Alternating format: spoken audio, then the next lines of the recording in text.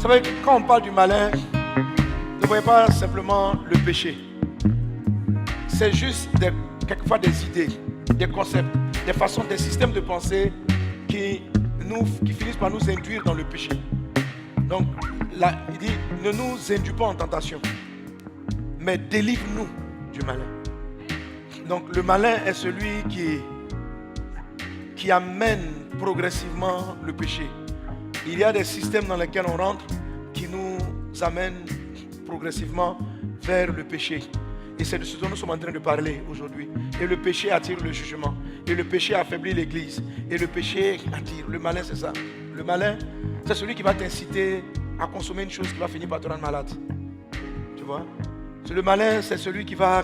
C'est cette idée-là, ce concept. Par exemple, non, de rester couché pendant que tu dois te lever.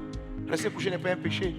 Mais ça va finir par t'exposer à une situation dans laquelle tu vas pécher. Et c'est ça la phrase de Jésus.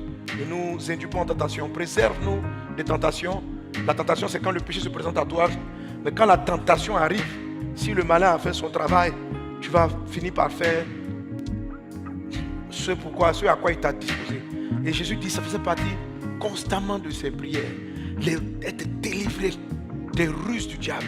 Des ruses du diable. Le même malin est lié aux ruses. Donc prie, tu sais. Et le Seigneur m'a parlé beaucoup en ce qui concerne les semences du malin. Il dit, même beaucoup de maladies. Même beaucoup de maladies. C'est vrai que ce sont des termes, pendant on dit, il dit, c'est pas lié, hein, c'est pas lié, mais on parle par exemple que Job a été frappé d'un ulcère malin, même la maladie de l'ulcère malin.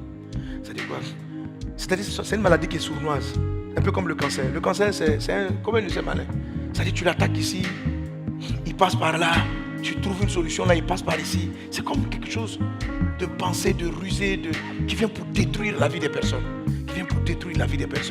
Donc cette prière-là, c'est même délivre-nous de ce qui même pas va nous induire à tomber en maladie, à être malade.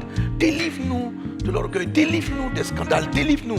Et nous allons au fur et à mesure aller. Donc prie de tout ton cœur. Il peut y avoir des semences du malin dans ta famille, dans ta maison, dans toi-même ta vie, dans la communauté. Ensemble, devons nous voir. Et puis après, on va égrener certains points. Venons sincèrement devant la face de Dieu. Ah, Jésus-Christ, délivre-nous du malin, délivre-nous des